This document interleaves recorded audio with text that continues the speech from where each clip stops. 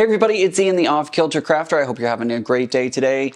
It is time for Clue 8 from Piazza. We're doing the puzzle mystery quilt and we're getting pretty close to the end. I've snuck a peek at the instructions for this one, and this is going to be a little bit different than all the other ones that we've done. I'm used to, at this point in the process, of having kind of repetitive clues that are either mirrored from the first part of the clues.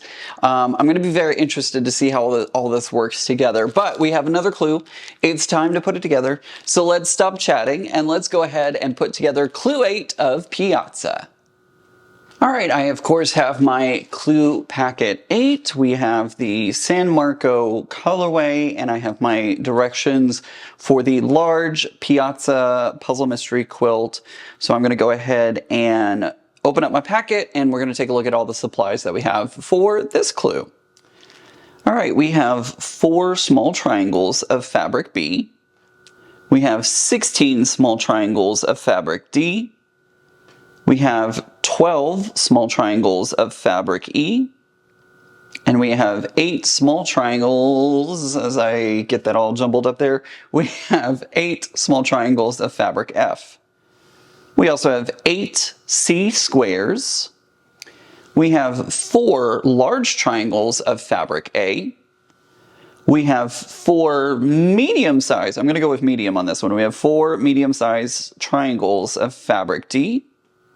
And then last but not least, we have 4 large rectangles of fabric A.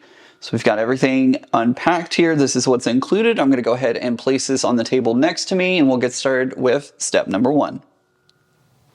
All right, we're going to be starting off with section 8A. You'll be making 4 of section 8A. The instructions below tell you how to make all 4 sections at the same time. Well, let's kick it off with step number 1, which says to join a small triangle of E to a small triangle of D. We're going to do that 8 times. So we're going to make 8 half square triangles using fabrics D and E. And when we're done, we're going to press it towards our E fabric. So I'm going to come back and apparently I just cannot talk today. I'm going to come back when it's time to press those out, and we'll move on to step 2. But for now, let's go ahead and put these together and make 8. And there we go. Okay, I have finished sewing all that, and now I am pressing these out, and I'm pressing towards the E fabric. Remember how to make those half square triangles not so warped is up, back down, and then over. And that usually, as I dig into this one by accident, usually that helps with the warping issue. So it's usually not so bad. All right, here are all 8 of my half square triangles. Let's move on to step number 2. All right, for step number 2, it says to join a C square to the right of unit 1. And so we're just going to put these 2 together just like this. So it goes E, D, and then our C square just like this. I'm going to go ahead and take this over to the sewing machine, and I'll come back when it's time to press all 4. So don't go crazy. We're going to make 4 of these in total. I just now saw that. So make sure that you're only grabbing 4 squares of fabric C, because you don't want to just go crazy and make all of them. So I'm going to make 4 of these, and we're going to move on to the next step. All right, I have sewn all 4 of those together, and we're pressing towards our C square, just like this. Let's move on to step 3.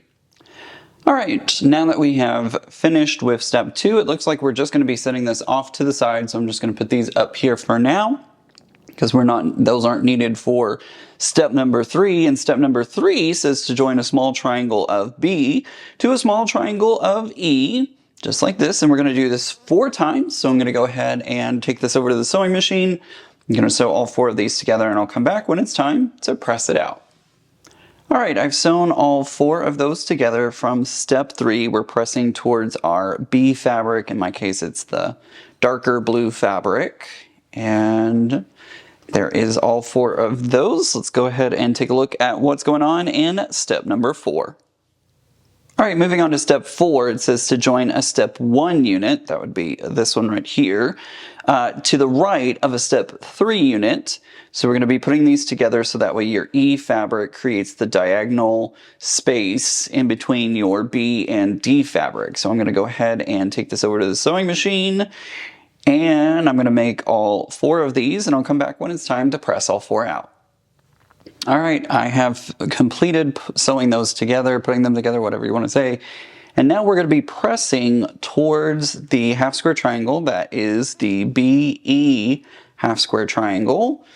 So if you're looking at it from the front here, we're going to be pressing towards the left. Be careful when you're pressing because it's very, like this slash in the middle stays the same, so you could accidentally put it the wrong way. So just pay attention and make sure that you're pressing toward your B fabric, just like that. I have completed all 4 of those. Let's hope. And after I stumble over my words, let's move on to step number 5.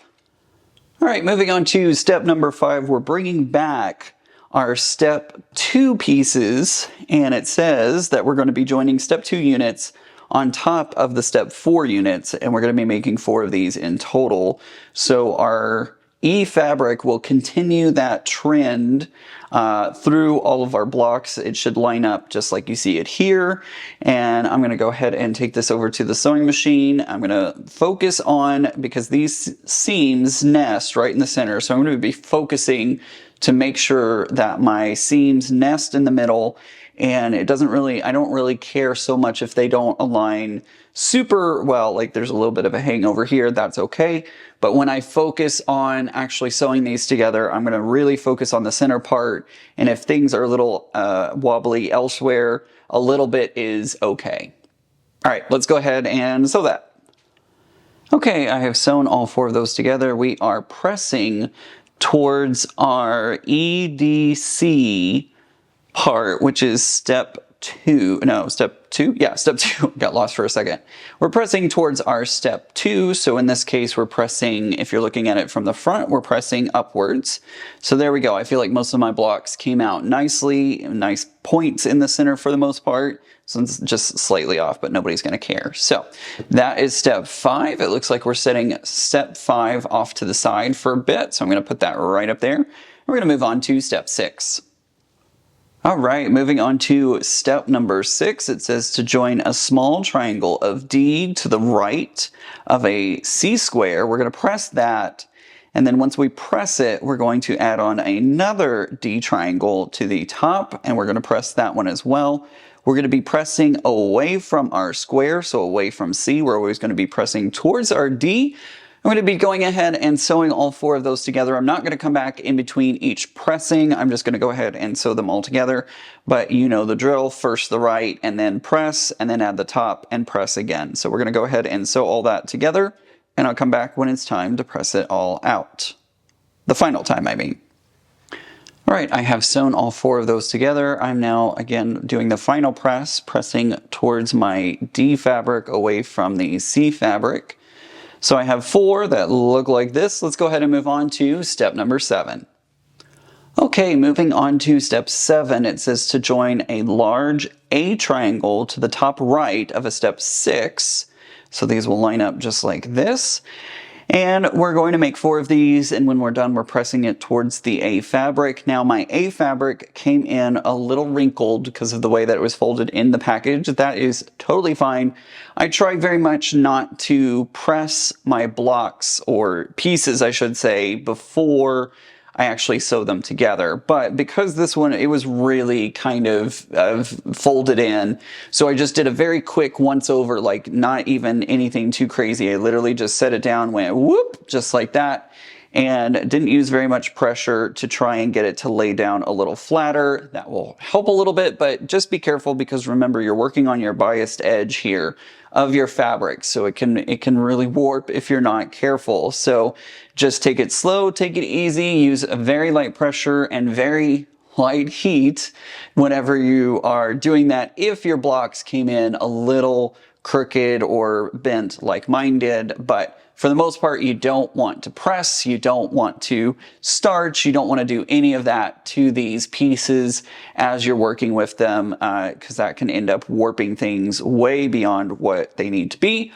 So, all that being said, let's go ahead and take this over to the sewing machine. My A fabric has some very subtle design on it, so I'm going to make sure that I have it the right way. But other than that, let's go ahead and sew this together.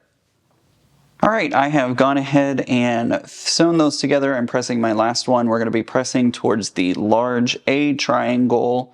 In my case, that's the white triangle here. There we go. Man, I feel like I got those points pretty well down there. I'm really happy with how that came out. Let's go ahead and move on to step 8. Okay, moving on to step 8, it says to join step 7 to the right of step 5, and then we're going to add a rectangle to the bottom. So we're kind of doing several things all at once here. We're going to be putting our step 7 and our step 5 together, just like this. You're going to look for, we have another bow tie showing up. And I know if you followed my videos, you know that I talk about the bow ties a lot. We got another bow tie forming. So we want our D bow tie to form here in the center, and then we've got our 2 C squares that are lining up in a diagonal pattern. I'm going to be focusing right here as I put these 2 blocks together because I want that point to be nice and proper. And then after we sew all 4 of those like this, then we're going to come back and we're going to do our A fabric, our A rectangle along the bottom here. And that's all we're going to be doing. So I'm not going to come back in between each individual step because it's kind of like, it honestly feels like it's combining 2 steps together in this one. But all we're going to do, just do this part first where we combine step 7 and step 5 and then add on the bottom rectangle of A just like this. I'm going to go ahead and do that and I'll come back when I'm pressing out the final part. Okay, I have sewn and pressed all of those. So I now have the last one. We're pressing towards our A fabric down at the bottom, the A fabric rectangle down at the bottom. And there we go. We have completed all 4 of those. That's what this looks like. This is section 8A. And when it's all said and done, we have 4 of them that look like this. All right, so that completes section 8A. Let's go ahead and move on to section 8B. All right, moving on to section 8B, it says you'll be making 4 of section 8B. The instructions below tell you how to make all 4 at the same time. It says to join a small triangle of F to the top right of a large triangle D. I feel like this is a medium triangle, but we're going to go with it. And then we're going to sew in we're going to press, and then we're going to sew on our second triangle of F. We're making flying geese block. It almost, I know this isn't true, but it almost feels like there was a little bit of a, uh-oh, we forgot to do these, so we should do these now. But we're going to be making 4 flying geese. So you put on your right section first, press that, go back to the sewing machine, put on the second F triangle, just like that. And we're going to make 4 of these in total. I'm not going to come back in between each pressing, but I will join you when I'm doing the final press. So we'll be back in just a second with the final press. All right, I have sewn all 4 of those together. I'm now pressing the final one here, and we have our flying geese block. I have 4 of them, and that is going to be section 8B. I'm going to label them as such, and that's going to bring us to the end of clue 8. All right, so there we go. We have our section 8A, our section 8B. This is done for clue number 8. I'm going to label them and put them away, and we are very close to the end. Only 2 more months to go. Can't wait to see what next month brings.